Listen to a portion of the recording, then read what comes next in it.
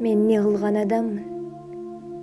Көлегейлеп көз жасын күлкісімен жеңетін, қиялдардан қажыса армандарға сенетін, көшесінен қайғының бақ іздейтін беймәлім, жырым-жырым жүрекпен өлең оқып беретін.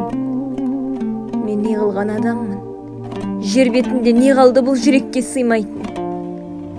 Тілеп алған адамын сыйласа да қинайтын, ет жақыны санайтын, іздемейтін достарын, дос түгілі дұшпанын жамандыққа қимайтын. Мен не қылған адаммын? Өзге тұрмақ, өзімде қадіріме жетпеген адамдарды да сөкпегем. Кешіруге құбылмын, сұрауға да кешірім. Тәкаппарсып кететін пенделерді жек көрем. Мен не қылған адаммын?